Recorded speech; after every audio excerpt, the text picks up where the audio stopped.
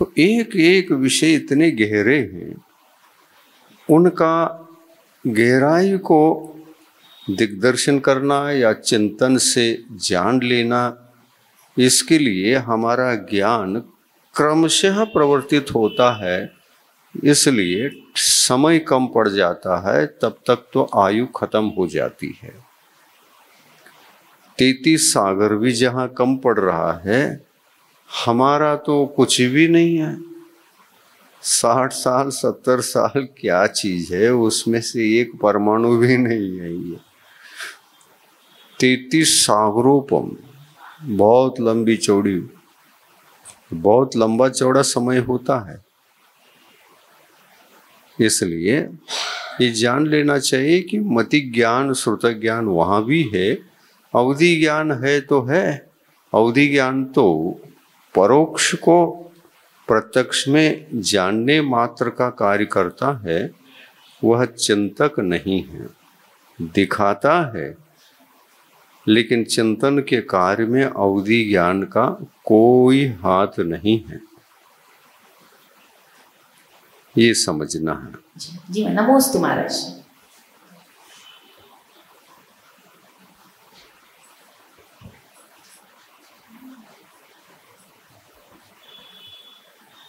नमोस्तु महाराज। मेरा इसी विषय में आगे प्रश्न है। जब वो 33 सागर तक तत्व की चर्चा करते हैं, शुभ उपयोग ही बना रहता है, अशुभ उपयोग का नाम नहीं। पंचेंद्रियों के विषय भी ऐसे नहीं है, आप लोगों जैसे हिंसा भी नहीं है, फिर भी चौथा ही गुण स्थान क्यों बना रहता है उनका? आगे मतलब आगे असंयम तो ऐसा कुछ होता नहीं है, देखने में बाह्य असंयम तो कुछ भी नहीं है उनका, फिर भी उनका मतलब परिणाम भी उचित है, सब है। फिर चौथा गुण स्थान का नाम है अविरत सम्यक्तो गुण स्थान, जहाँ पर 12 के 12 अविरतियाँ हैं। 5 इंद्रियों को वश में रखना चौथे गुण स्थान में संभव नहीं है, क्योंकि विषयों का त्याग नहीं है। उनके प्रति जो राग भाव है, मोह भाव है, वो चौथे में छूट ही नहीं सकता। और यदि छोड़ना चाहे, पुरुषार्थ करना चाहे, तो अप्रत्याख्यानावर्णी कषाय का मंदोदय होने पर ही, पुरुषार्थ करने पर और कषाय को मंद करने पर पुरुषार्थ से ही होगा सब कुछ। मंद करने पर आगे बढ़ सकता है, यानी विषयों के प्रति थोड़ी विरक्ति आ सकती है। और पूरी विरक्ति आ जाए तो वह सब कुछ छोड़ देता है, तो 5 इंद्रियों के विषयों को त्याग देता है। उसकी आशा को त्यागने से कषायों का त्याग होता है। तो इस तरह से पुरुषार्थ आसक्ति जो है, इंद्रियों विषयों की आसक्ति, वो कम होना चाहिए। अप्रत्याख्यानावर्णी कषाय का मंदोदय हमको बुद्धिपूर्वक करना पड़ेगा। करने पर मंद होता है, नहीं करने पर मंद नहीं होगा। अपने आप ऐसा कोई समय नहीं आता जिस समय अप्रत्याख्यानावर्णी कषाय अपने आप मंद हो जाए और अपने आप जीवन में संयम आ जाए। नहीं, पुरुषार्थ पूर्वक ही हर कार्य सिद्ध होता है। इसलिए चौथे गुण स्थान का विषय अलग है, और उसमें मंदोदय होने पर और पूरी तरह से तो विषय की जो आसक्ति, विषयों की आसक्ति है, वह एक देश आसक्ति और एक देश विरक्ति दोनों एक साथ उत्पन्न होते हैं। तो पंचम गुण स्थान में मैं जाऊं, प्रतिमाधारी बनूं, विषयों की आशा को कम से कम करूं, इस प्रकार विचार जो आते हैं, उन विचारों को ही साकार बना करके संकल्प पूर्वक जब आगे बढ़ कर के वह पालन करने के लिए एक पुरुषार्थ करता है, उस समय पंचम गुण स्थान होता है। और ऐसा पुरुषार्थ नहीं करता और पूर्णतः त्यागना चाहता है, तो ये भी पुरुषार्थ है। तो वहाँ पर संपूर्ण वैराग्य, संपूर्ण विरक्ति पैदा करता है। एक देश वैराग्य को धारण करेगा तो पंचम गुण स्थान में प्रवेश होगा। संपूर्ण वैराग्य को धारण करके विषयों से ही मुक्त होना चाहेगा तो चौथे गुण स्थान से सीधा सप्तम में त्याग करके संयम को प्रकट कर लेगा। विषयों को त्यागने से द्रव्य व्रत प्रकट होते हैं और विषयासक्ति को विषयाशा वशाती तो विषयों को त्यागना ये द्रव्य व्रतों का प्रतीक है। आशा को त्यागना कषायों को त्यागने का प्रतीक है। आशा कषाय है, विषय आशा वशाती तो न इंद्रियों के वश में रहता है और न ही आशा के वश में रहता है।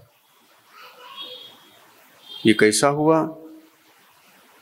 बुद्धि पूर्वक हुआ, पुरुषार्थ पूर्वक हुआ, प्रयत्न पूर्वक हुआ, संकल्प लेकर आगे बढ़ने से हुआ। तो अपने आप कुछ नहीं होता, संकल्प पूर्वक ही करना पड़ता है। जैसे आप लोग सांसारिक जीवन जीते हैं, संसार के सारे सुखों को पाने के लिए पुरुषार्थ किए बिना तो कुछ भी नहीं मिलता है, वैसा इधर भी है। ऐसा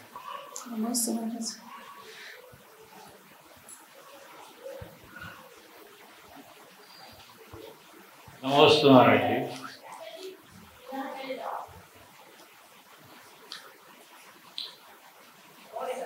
ये द्रव्य संकल्प तो हो जाता है, लेकिन भाव संकल्प में कैसा प्रसार करें कि उसमें भी हमें सफलता मिल जाए। द्रव्य संकल्प का मतलब विषय वस्तुओं का त्याग करना, यानी कैसे विषय वस्तु का त्याग करता है। ये विषय वस्तु मेरे जीवन के लिए अनुपयोगी हैं। अनुपयोगी हैं तो क्यों ग्रहण करूं? संतोष धारण करते हुए भीतर से एक विरक्ति को जगा देता है, ये पुरुषार्थ है। अनावश्यक जीवन को जीना नहीं और जो आवश्यक है उसको मुझे जीना है, इतने ही विचार आते हैं। क्योंकि विषय ये वस्तुएं हैं जो इंद्रियों के लिए काम में आने वाले हैं। द्रव्येंद्रिय के लिए जो उपयोग में आते हैं वो विषय वस्तु हैं और इनके प्रति जो आसक्ति होती है ये आसक्ति कषाय है। और उसी आसक्ति को हटाने के अगर भाव हो गए तो ये विषय वस्तु अनावश्यक हो जाते हैं। अनावश्यक को त्यागता है, संकल्प पूर्वक त्यागता है और संयम को जगाता है। तो इस तरह से आगे बढ़ना होता है। आपका कहना क्या था? भाव संकल्प नहीं होगा। हाँ, द्रव्य संकल्प तो हो जाएगा। द्रव्य संकल्प, भाव संकल्प ये दोनों अलग अलग नहीं है। तो नहीं देखो, भाव संकल्प करने के भाव आ गए तो द्रव्य अपने आप छूटने वाले हैं। जैसे हमको आज 2 बार नहीं खाना है, ठीक है, उदाहरण दे रहा हूं छोटा सा, जिससे कि आपको बहुत जल्दी पकड़ में आ जाए और समझ में आ जाए। आप रोज 3 बार खाते हैं मान लो, मुझे 2 बार आवश्यक नहीं है, 1 बार पर्याप्त है। मतलब भाव में आ गया ना, मतलब 2 बार की आसक्ति पहले से छूटने के लिए अग्रसर है और उसको आप संकल्प लेकर के साकार करते हैं तो 2 बार की वस्तु जो सेवन करने में आ रहे हैं वो अपने आप छूट जाता है। तो इस तरह से वस्तु को त्यागना है तो वस्तु का त्याग हम आसक्ति को त्यागने के लिए कर रहे हैं, ये ध्येय होना चाहिए। अन्यथा क्या होता है, वस्तु का त्याग वस्तु को ही पाने के लिए ही त्याग कर रहे हो तो ये भी हो सकता है, तो वहां पर आसक्ति छूट नहीं रही है। हाँ, जैसे मान लीजिए आप धार्मिक अनुष्ठान कर रहे हैं, रोज करते हैं, पूजा करते, वो करते, ये करते, क्यों करते पूछा, सांसारिक सभी सुख अच्छी तरह से बनी रहे और पुण्य बढ़ता रहे, तो इसमें आसक्ति नहीं छूटी है। नहीं, जैसे द्रव्य छूट जाएंगे लेकिन कषाय नहीं छूटेगी। जैसे उदाहरण के लिए मैं पिछले कई वर्षों से प्रयत्न कर रहा हूँ कि मैं किसी से अपशब्द ना बोलूं, तो उस पर तो मुंह पर तो कंट्रोल हो जाएगा, लेकिन अंदर भावों में कंट्रोल नहीं हो। हाँ, ये बहुत अच्छा आपने प्रश्न किया कि हम कषायों को छोड़ना तो चाहते हैं लेकिन छोड़ नहीं पाते, और छोड़ते भी हैं तो बाहर से छूट जाता है, अंदर से दबा हुआ होता है। इसको उपशम कहते हैं। कषायों को दबा करके आपने रोक रखा है, ऐसे दबाने की जरूरत नहीं है, मुझे कषाय करना ही नहीं है, मुझे ऐसा भाव ही नहीं करना। तो भाव ही नहीं करना ये संकल्प करोगे तो क्रोध आएगा नहीं। जैसे आपके सामने एक बालक आता है, एक जवान आता है, उनसे कई बार झगड़े हुए हैं, बालक से कभी झगड़ा है? नहीं होता है ना। तो फिर आ जाएगा वो हमारे पास। बालक आ जाता है तो प्रसन्नता होती है मन में, और कोई जवान आ गए, झगड़ा किया हुआ आ गया, तो मन में गांठें पड़ने लगती है, आ गया देखो ये, और अंदर ही अंदर होता है। तो यहाँ पर क्या है, चाहे बालक आ जाए, चाहे कोई बड़े आ जाए, तो मैं अपने मन को सदा वीतराग ही रखूंगा, देखकर बिगड़ूंगा नहीं, देखूंगा, जानूंगा और छोड़ूंगा, उसको बांधूंगा नहीं, उसमें उलझूंगा नहीं। तो ये संकल्प लेने से सफलता मिल सकती है।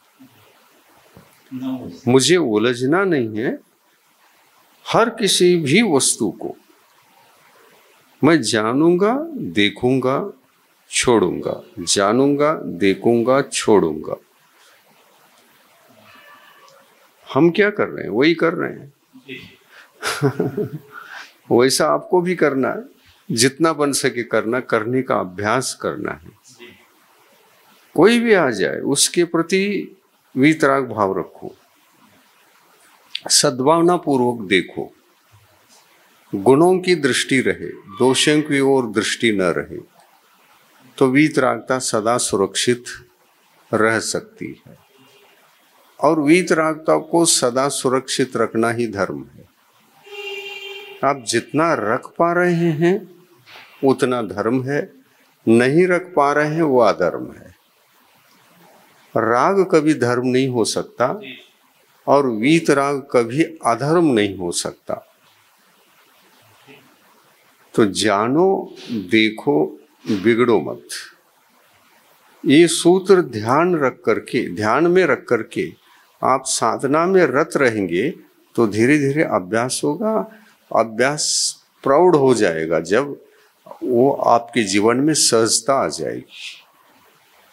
सहजता आने पर वो आदत पड़ जाएगी, फिर आदत में फिर राग द्वेष आदि होना एक तरह से खत्म ही हो जाती।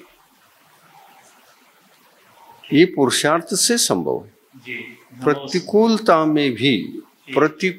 में भी अनुकूलता को खोजना।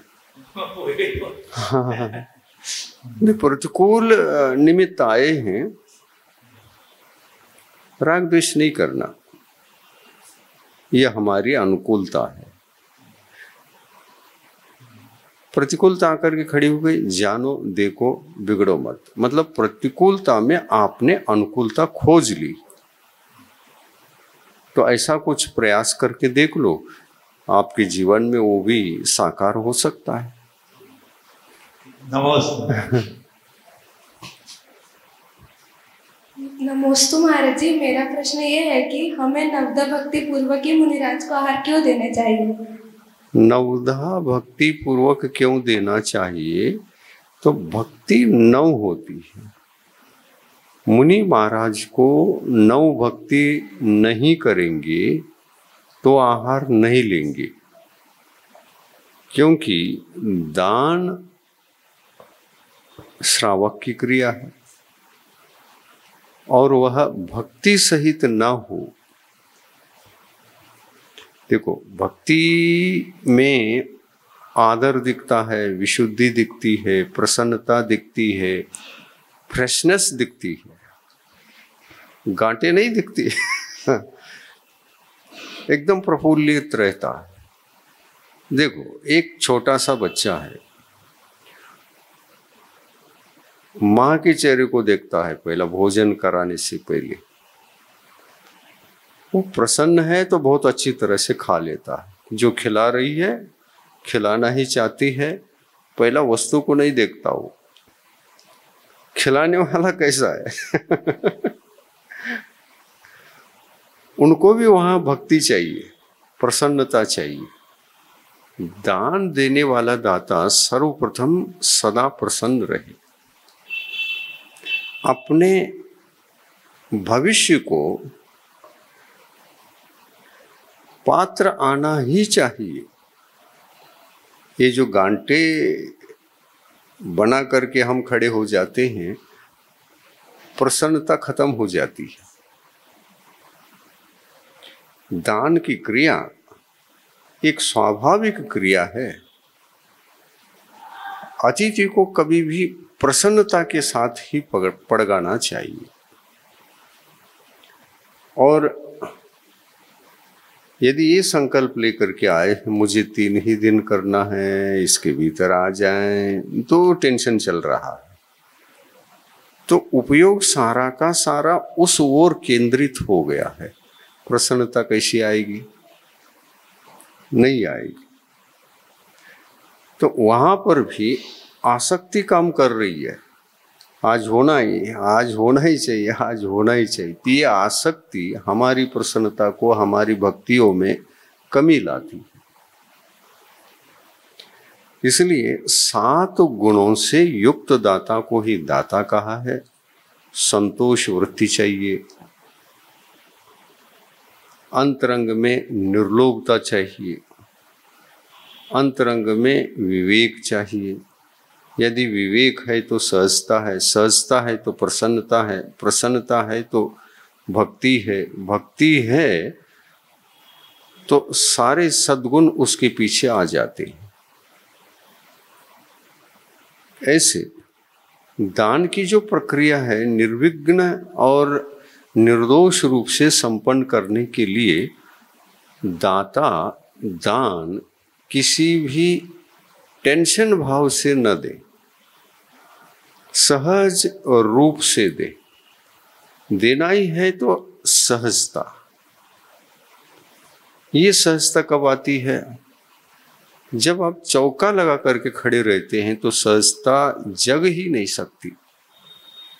मुझे शुद्ध भोजन करना है, ये संकल्प ले लिया, मान लो मुझे रोज शुद्ध भोजन करना है, अतिथि आवे या न आवे, अतिथि को आहार दिए बिना, रोज दिए बिना मैं नहीं खाऊंगा। खाऊंगा तो खाऊंगा, लेकिन हर रोज देऊंगा। दे करके खावे ऐसा कुछ नियम नहीं है। हाँ, आप पालन कर रहे हैं, बात अलग है। अतिथि को खिला करके ही आप खाते हैं, लेकिन अतिथि के लिए भी कुछ कंडीशन, नियम है। मूलाचार में अतिथि को भी बांधा है कि आपको कैसे रहना है, आपको सहज रहना है, सहज वृत्ति से जाना है, किसी संकल्प पूर्वक नहीं जाना। जहां भक्तियां झलक गई, खड़े हो जाओ, भक्ति को देखो, प्रसन्नता को देखो। दाता में प्रसन्नता, भक्ति, सहजता सब कुछ दिख रहा है, तो आगे बढ़ने की इच्छा नहीं होगी अतिथि को। सहजता से बुला रहे हैं और भक्ति से बुला रहे हैं, है ना? तो सहजता रखो और शुद्ध भोजन रोज करो। चौका लगाने की जरूरत ही नहीं, और नहीं भी लगाएंगे तो अतिथि का आहार तो निष्पन्न हो जाता, क्योंकि हमारे घर में कुछ नहीं है और हम जो खाते हैं उसमें से हम कितने देंगे, ये टेंशन रहता आपको, और इसलिए चौका लगाना पड़ता है। लेकिन इसी टेंशन को खत्म करने के लिए क्या बताया है, आगम में कहा है कि जो आपके लिए बना हुआ भोजन है वो समय पर अतिथि के उठने से पहले बना हुआ है, तो अतिथि निकलेंगे, आपके घर के सामने से निकलेंगे। जो आपने बनाया वो शुद्ध इतना ही होना है और कुछ होना ही नहीं है। अब उसमें आपने कितना बनाया, क्या बनाया, ये सवाल नहीं। अतिथि के उद्देश्य से बनाने की जरूरत ही नहीं है। आपके उद्देश्य से बना हुआ आहार शुद्ध हो गया, बात खत्म। और उसमें से मुझे देना है ये कह करके पड़गा लिया। और एक व्यक्ति भी हो, चंदन बाला को पता चला कि भगवान महावीर आहार के लिए निकले हैं, और उनके मन में दान के भाव जगे, पवित्र भाव जगे। उनके पास क्या था? एक कटोरी में उड़द के भीगे हुए दाने थे, बस उतना ही दिया और वो अक्षय हो गया। उतना ही दिया, जो है उसको देना है, ये अतिथि समविभाग है। आप सोचते हैं, और चंदन बाला को भी सोचना चाहिए था, मेरे पास क्या है, क्यों पड़ गाऊं मैं चौका लगाऊं। आज जेल में चौका कैसी लगाई बताइए। जेल में है चंदन बाला, चौका कैसे लगाएगी? आप चौका लगाकर अतिथि को पड़गाते हैं। अतिथि उन्हें कहते हैं ये ठीक नहीं, ये कृतक है, नैसर्गिक होना चाहिए, जो जितना उपलब्ध है उसमें सही नैसर्गिक होना चाहिए। और यही मूलाचार में लिखा है, उद्देश्य पूर्वक कुछ भी अतिथि के निमित्त से बनाया नहीं जाता। हाँ, औषधि इत्यादि की बात अलग है। अतिथि अस्वस्थ हैं तो औषधि तो उद्देश्य पूर्वक बनाना पड़ेगा। औषधि आहार नहीं, आहार औद्देशिक न हो, ये सावधानी दिया है। अतिथि के स्वास्थ्य को जो दाता ख्याल में रख करके अपना भोजन निर्माण करता है, वो आहार दान है। औषधि दान अलग विषय है। औषधि दान तो वो स्वयं उनके स्वास्थ्य को देख करके जैसा चाहिए वैसा बनाता है, उसको औद्देशिक नहीं कहा। वो आहार पदार्थ भी हो तो भी औद्देशिक नहीं है। क्यों? आहार ही औषधि हो सकती है अतिथि के लिए। आहार भी औषधि हो सकती कि नहीं हो सकती? जैसे भात है मान लीजिए, वो कच्चा है, आहार तो है लेकिन कच्चा है, वो औषधि नहीं आहार है। और वह पका हुआ हो तो उनके लिए स्वास्थ्य के लिए योग्य हो गया, वो बाधक हो गया, वो योग्य हो गया। तो आहार आहार है, आहार जिससे पेट भरता है वो आहार है, औषधि से पेट नहीं भरता। हाँ, आहार के रूप में औषधि हो या औषधि के रूप में आहार हो, उससे पेट भी भर सकता है। लेकिन ये दाता का विवेक है कि अतिथि के आहार को औषधि की तरह बनाएंगे तो स्वस्थ होंगे। ये ध्येय में रख करके बनाता है तो औषधि का काम करता है, तो उसमें दाता का कोई भी दोष नहीं है, और पात्र स्वीकार करता है तो उसमें भी कोई दोष नहीं है। और भोजन के हर वस्तु को आहार समझकर बनाता है और स्वयं के लिए बनाता है, तो वो आहार औद्देशिक दोष से रहित माना जाता है।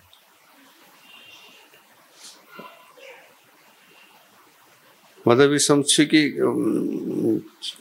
चौके का जहां तक विषय है, ये औद्देशिक ही होता है। जिसको बनाने पर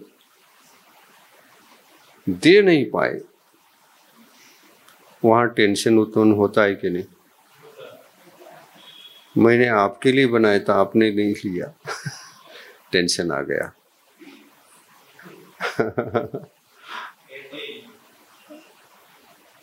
चौका किस लिए लगा रहे हैं? 3 ही दिन का लगाना है या 4 ही दिन का लगाना है या 1 महीने के लिए लगाना है? समय को बांध कर आप करोगे तो टेंशन साथ चलेगा। और यदि मन में टेंशन चल रहा है कि 1 महीने तक लगा रहे हैं तो अतिथि का आज नहीं हुआ, कल नहीं हुआ, परसों नहीं हुआ, 1 महीने तक नहीं हुआ, अंतिम दिन आ गया, नहीं हुआ, टेंशन पहले दिन से लेकर आखिरी तक चल रहा है, तो उसमें भक्ति समाप्त हो जाती है, विशुद्धि समाप्त हो जाती है, सहजता समाप्त होती है। वो जो नैसर्गिक रहना चाहिए, चंदन बाला का वह कुछ धान्य वो नैसर्गिक थी, विशुद्धि थी। इसी में से कुछ दाने मैं हाथ में डालूं, बाद में खाऊं, बताइए अक्षय हो गया क्या? नहीं। वो भक्ति के कारण से, दाता में जो विशुद्धि और भक्ति होती वो भी निमित्त है, और वो तो महान रिद्धिधारी है, और रिद्धिधारी होने से वो अक्षय हो गया और पंचाश्चर्य हो गए। तो पंचाश्चर्य कहाँ होते हैं? जहाँ दाता में परम विशुद्धि हो और अतिथि में भी सहजता हो, जो मिलेगा वो ले लेंगे, ये सहजता हो गई। वो चाहिए, ये चाहिए, अतिथि कभी नहीं सोचते। जो हाथ में आ रहा है, अनुकूल हो तो ले लेंगे, प्रतिकूल हो तो नहीं लेंगे, ये सहजता है उनकी। अनुकूल हो तो ले लेंगे, प्रतिकूल हो तो नहीं लेंगे। लेकिन दाता अतिथि की तरह सहज हो जाता है। अतिथि लेंगे तो देंगे, अपने मन को नहीं बिगाड़ेंगे। मन बिगड़ता कब है? अतिथि के लिए बनाया है और जरा भी नहीं लिया, तो दाता नाराज भी होता है, आप तो कुछ भी नहीं ले रहे हो। भक्ति समाप्त, सहजता समाप्त। वो टेंशन के कारण से हो रहा है क्या? नहीं, सहजता नहीं। अतिथि को अनुकूल प्रतिकूल देखना, ये दाता का विवेक गुण है, विवेक गुण जहाँ रहता है वहाँ सदा प्रसन्नता जीवित रहती है, उसको भक्ति कहते हैं। दाता के चेहरे पर टेंशन कब नहीं रहता? जब वस्तुओं को उनके लिए बनाया और वो नहीं ले तो टेंशन रहता है। और अतिथि के मन में क्या रहता है? दाता ने जो बनाया है मेरे लिए अनुकूल हो तो लेंगे, अनुकूल प्रतिकूल हो तो नहीं लेंगे। ये सहजता अतिथि में रहती है और उसको दाता समझ नहीं पाता। अतिथि आहार क्यों लेते हैं? 24 घंटा निकालना है। कैसा निकालना है? जानो देखो बगड़ो मत। ये सूत्र सदा 24 घंटा झूलता रहता है उनकी दृष्टि में। तो शरीर से शरीर शरीर है, आत्मा आत्मा है। आत्मा के पास रत्नत्रय धर्म है। इसको व्यवस्थित रूप से 24 घंटे तक टिकाए रखने के लिए, इसकी साधना में तरक्की होने के लिए एक आहार निमित्त है, सहयोग है। क्योंकि शरीर आदि में शक्ति रहे तो रत्नत्रय धर्म का अच्छी तरह से पालन होगा। सारा का सारा उपयोग धर्म की तरफ रहता है अतिथि का। और रत्नत्रय धर्म की रक्षा के लिए ही शरीर को आहार देते हैं अतिथि। दाता भी देता है और पात्र भी देता है। पात्र खाते नहीं, देते हैं। किसको देते हैं? शरीर को। आत्मा के लिए कोई भोजन आवश्यक है क्या? नहीं, आत्मा का भोजन अलग है और शरीर का भोजन अलग है। शरीर के भोजन को शरीर के लिए देते हैं और आत्मा के भोजन को ग्रहण करते हैं। जिनवाणी के माध्यम से जो भी ज्ञान का अर्जन होता है उससे आत्मा तृप्त होती है, शांति मिल गई। आज के दिन इतने अच्छे विषय निकले जिनवाणी माता की कृपा से। मैं संतुष्ट हो गया। गुरु की वाणी की कृपा से मैं संतुष्ट हो गया। ये आत्मा का भोजन है। आत्मा का भोजन करते हैं, शरीर का भोजन देते हैं। दाता भी देता है। किसको देता है? आत्मा को नहीं देता। महाराज को आप आहार दे ही नहीं सकते। महाराज को आहार देंगे तो जिनवानी माता हमको जो दे रही वो देना पड़ेगा आपको। तो आप वक्ता बनो मैं श्रोता बनता हूं, ये आत्मा के लिए भोजन करा सकोगे? फिर वो संभव नहीं है। क्योंकि श्रावक यह श्रावयति शृणोति वा सश्रावकः। जो सुनने वाला होता है उसको श्रावक कहते हैं। शृणोति इति श्रावक, जो सुनता है वह श्रावक। मतलब क्या? गुरु के वचनों को आत्म कल्याण के लिए सुनता है और सुन करके अतिथि के समान महान बनने का लक्ष्य रखता है। महान बनने का लक्ष्य रखता है और इसलिए सुनता है। महान बनना है इसलिए सुनता है। किसका कौन सुनेगा? हम आपका सुनेंगे क्या? उपदेश उपदेश करता कौन है? और किसका कौन सुनता है, किसको कौन सुनाता है, ये देख लो। हाँ, गुरु सुनाते हैं, श्रावक सुनता है इसलिए श्रावक नाम है। और गुरु सुनाते हैं इसलिए वो उपदेश के कर्ता हैं। गुरु सुनाने योग्य है, श्रावक सुनने योग्य है। तो ऐसा मेरे एक शंका है मेरे मन में कि वर्तमान में मौसम बहुत प्रतिकूल है, गर्म है और कई गृहस्थ और श्रावक एसी, पंखा, कूलर का इस्तेमाल करते हैं और उन्होंने प्रतिमाएं भी ली हुई हैं, तो कौन सी प्रतिमा तक एसी, कूलर या पंखे का इस्तेमाल कर सकते हैं? देखो, ये कोई नियम नहीं है, क्योंकि इन बातों का नियम बनाओगे अस्वस्थ हो जाओगे। बाह्य वस्तुओं का उपयोग, जैसे पंखा हो गया, ऐसे आहार भी हो गया। आपका रत्नत्रय धर्म आप भी पालन करते हैं, एक देश पालन करते हैं, प्रतिमाधारी हो ना हो, एक देश पालन करते हैं। कहीं संकट में आ गए तो शरीर के स्वास्थ्य के लिए औषधि की तरह कुछ सहारा भी लेना पड़ता है। त्याग भी हो तो सर्वथा त्याग नहीं किया जाता। अपने धर्म की रक्षा के लिए जब भी जो भी वस्तु आवश्यक पड़े तो दोष नहीं है। अनावश्यक रूप से अगर आप ग्रहण करते हैं तो व्रतों में दोष आता है।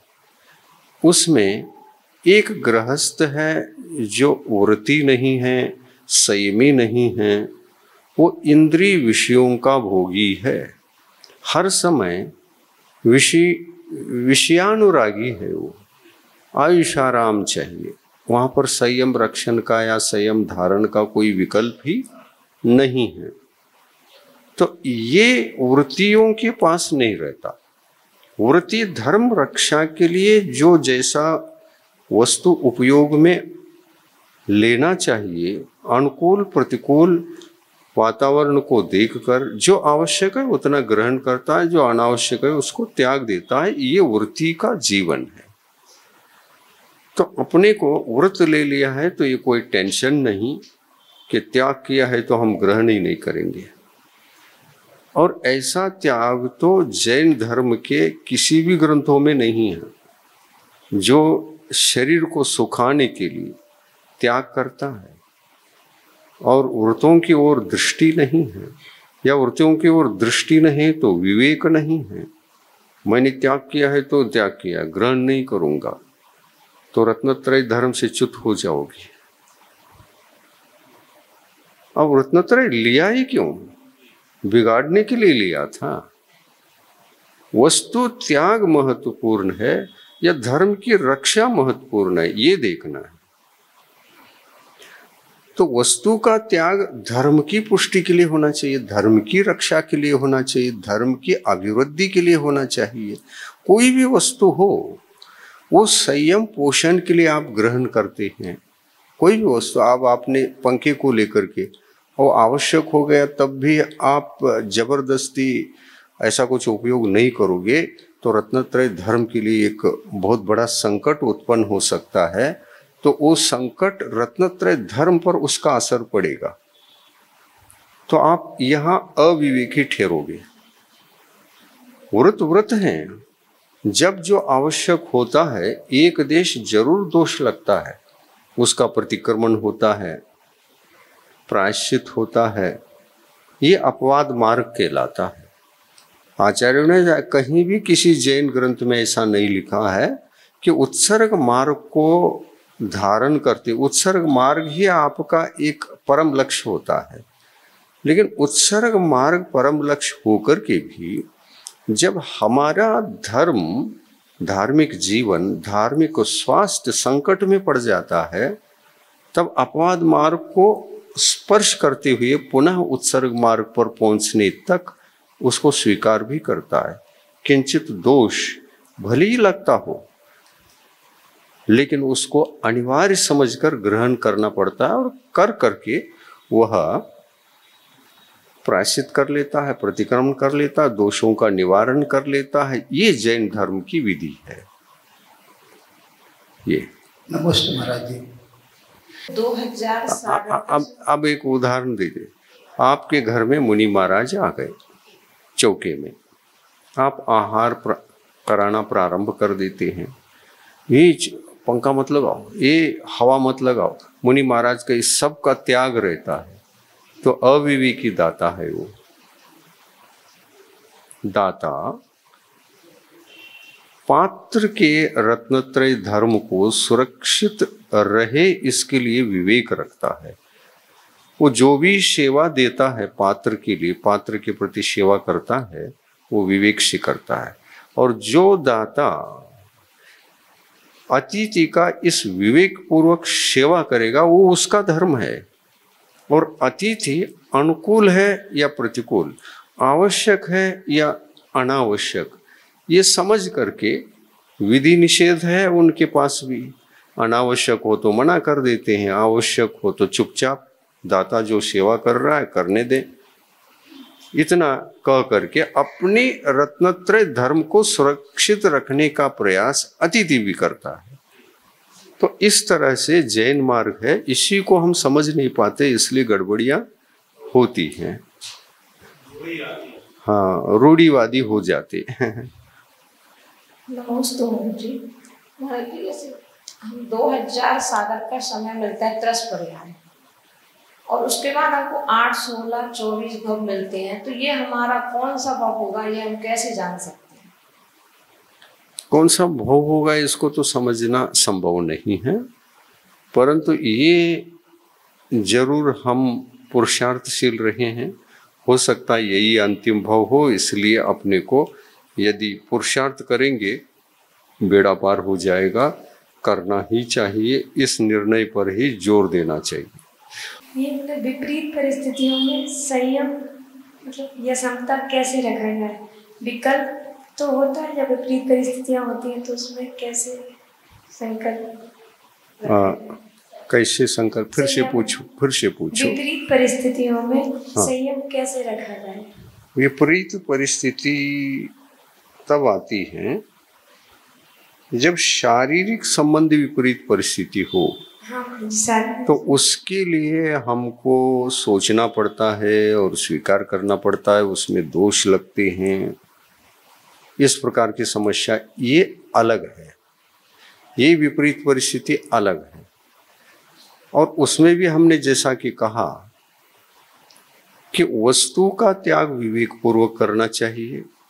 आजकल क्या होता है, वस्तु का त्याग पहले भावुकता में आजीवन पर्यंत कर देते हैं, और संकट काल आने पर, विपरीत परिस्थिति आने पर, प्रतिकूलता आने पर तो रत्नत्रय धर्म के प्रति दृष्टि नहीं जाती।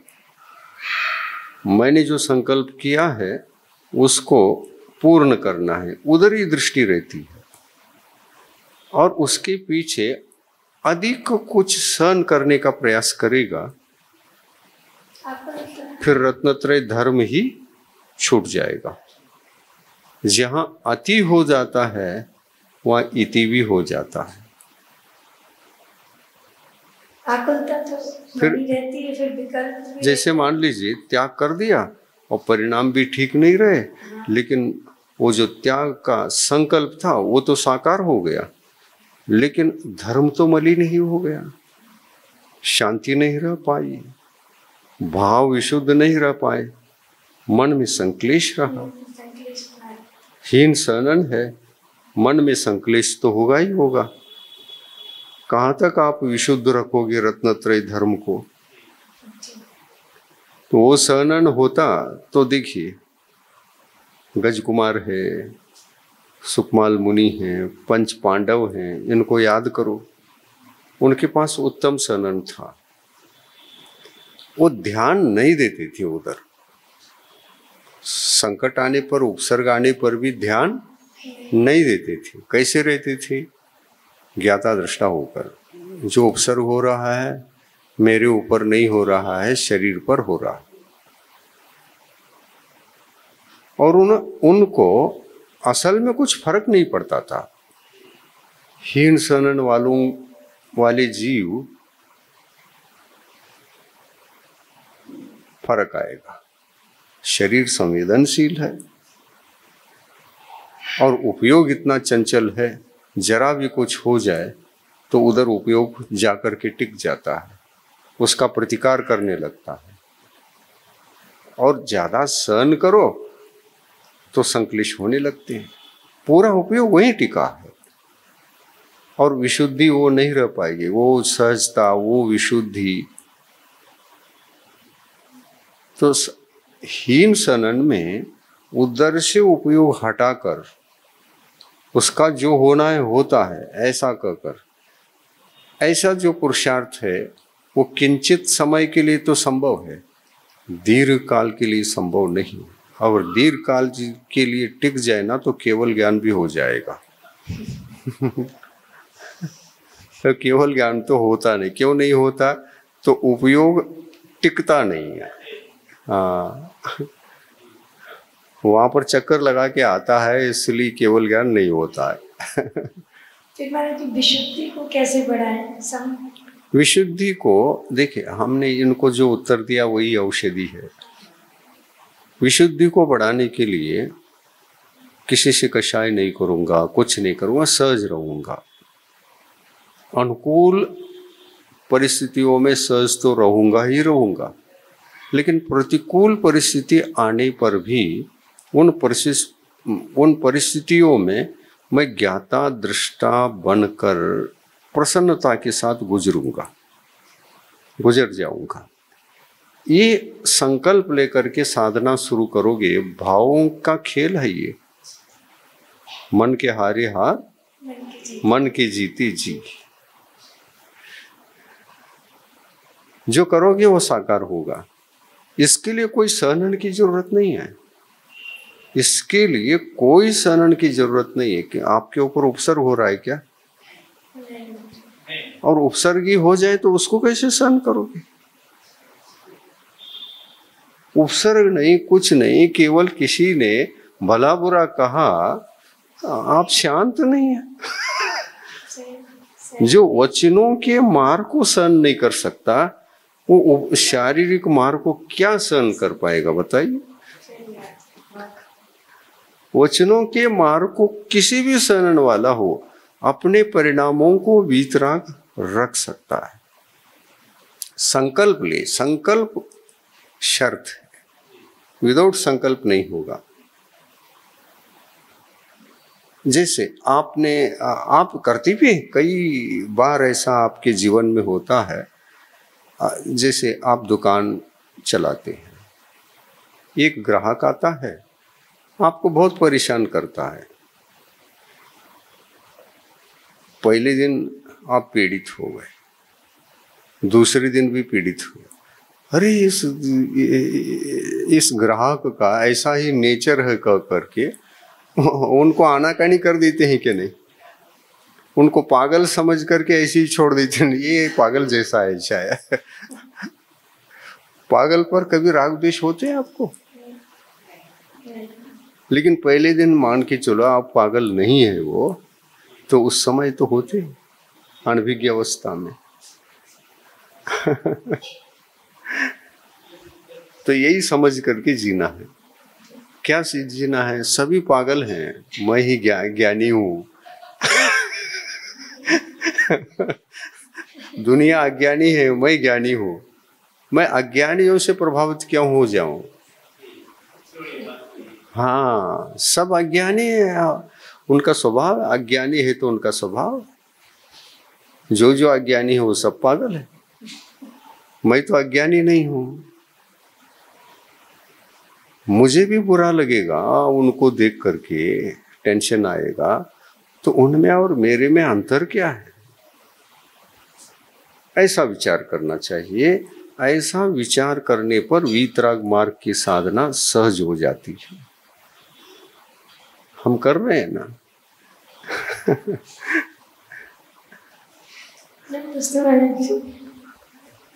बारंबार नमोस्तु नमोस्तु नमोस्तु।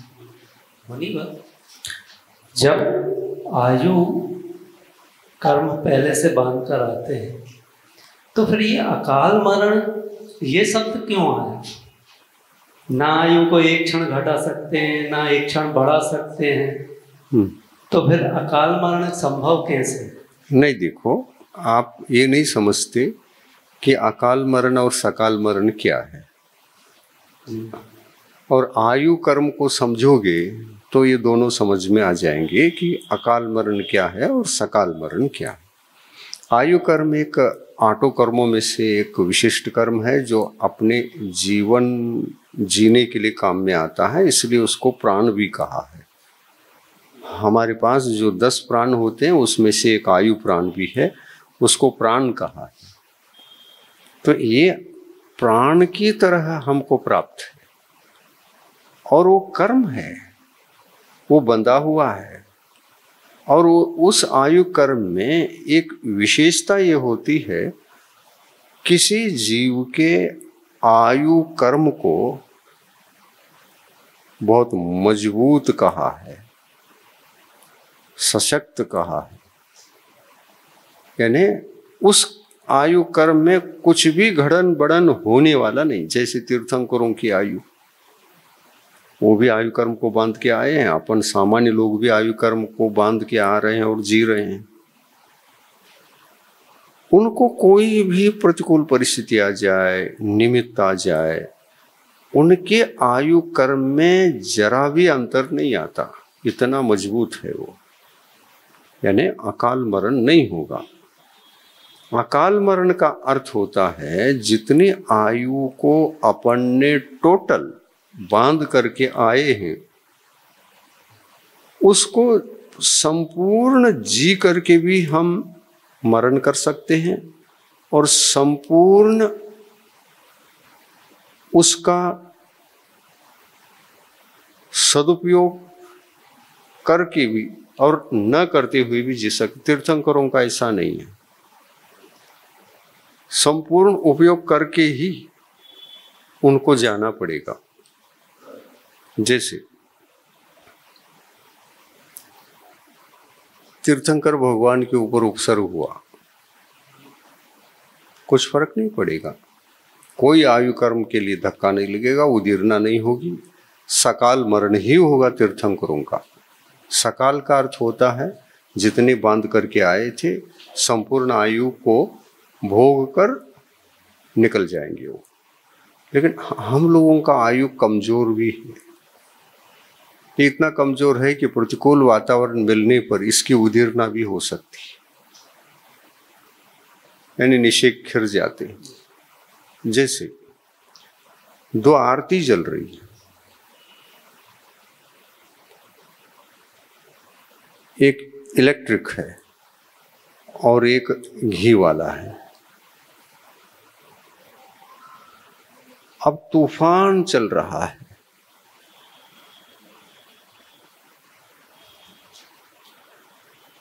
कौन बुझेगा और कौन जलता रहेगा? घी वाला बुझ जाएगा ना। वैसे आयु कर्म में जरा फर्क है। तीर्थंकरों की आयु इलेक्ट्रिक है इलेक्ट्रिक आरती की तरह है, वो कुछ बिगड़ना नहीं है, कितना भी तूफान चले वो बुझने वाला ही नहीं। और हम लोगों की आयु कैसी है? घी वाला, ज्योति हिलती रहती है हमेशा है। और वायु न चले तो बहुत समय तक उसमें जितना भी घी है, घी आयु कर्म, वो जितना भी घी है वो जलने तक, पूरा जलने तक समय समय पर जिस गति से जलना चाहिए घी, उस गति से जल करके भी बुझ सकती है। लेकिन हवा नहीं मिलनी चाहिए, हवा आ गई बीच में बुझ सकती है। तो शेष का क्या हुआ? शेष रहता है लेकिन उसकी उदीर्णा हो जाती है।